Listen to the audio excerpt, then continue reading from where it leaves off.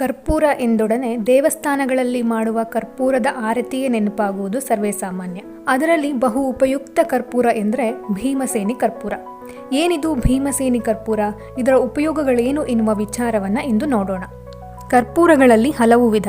ಕೆಲವು ರಾಸಾಯನಿಕ ಯುಕ್ತವಾಗಿದ್ದರೆ ಇನ್ನು ಕೆಲವು ನೈಸರ್ಗಿಕವಾಗಿ ಸಿಗುತ್ತವೆ.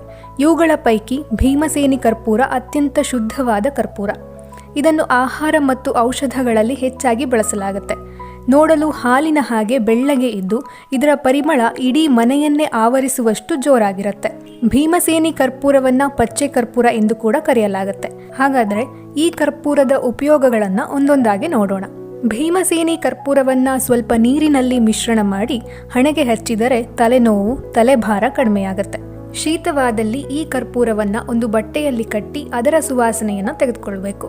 ಚಿಟಿಕೆ ಕರ್ಪೂರವನ್ನು ಸ್ವಲ್ಪ ಶುಂಠಿ ಮತ್ತು ಲಿಂಬೆ ರಸದಲ್ಲಿ ಮಿಶ್ರಣ ಮಾಡಿ ಕುಡಿದರೆ ದಮ್ಮು, ಕೆಮ್ಮು ನಿವಾರಣೆಯಾಗತ್ತೆ.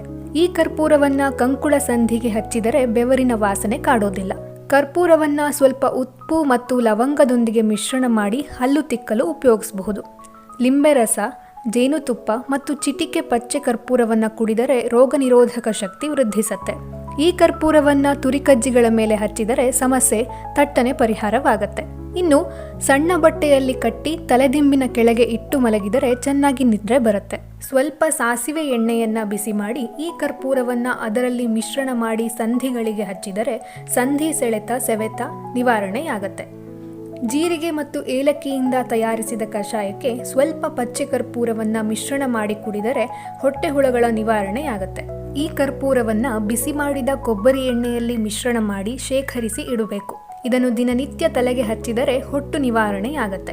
ಹಲ್ಲು ನೋವು ಇದ್ದಲ್ಲಿ ಸ್ವಲ್ಪ ಭೀಮಸೇನಿ ಕರ್ಪೂರವನ್ನು ಹಲ್ಲುಗಳಿಗೆ ತಿಕ್ಕಿದರೆ ಸಾಕು, ನೋವು ನಿವಾರಣೆಯಾಗತ್ತೆ. ಪಚ್ಚೆ ಕರ್ಪೂರವನ್ನು ಹುತ್ತದ ಮಣ್ಣು ಮತ್ತು ಲೋಳೆ ಸರದೊಂದಿಗೆ ಮಿಶ್ರಣ ಮಾಡಿ ಮುಖಕ್ಕೆ ಹಚ್ಚಿದರೆ ಮೊಡವೆಗಳು ತಟ್ಟನೆ ಪರಿಹಾರವಾಗತ್ತೆ. ನೆನಪಿಡಿ, ಮಾರುಕಟ್ಟೆಯಲ್ಲಿ ಪರಿಶುದ್ಧವಾದ ಭೀಮಸೇನಿ ಕರ್ಪೂರ ಅಂದರೆ ಪಚ್ಚೆ ಕರ್ಪೂರವನ್ನೇ ಕೊಂಡು ಬಳಸಿ.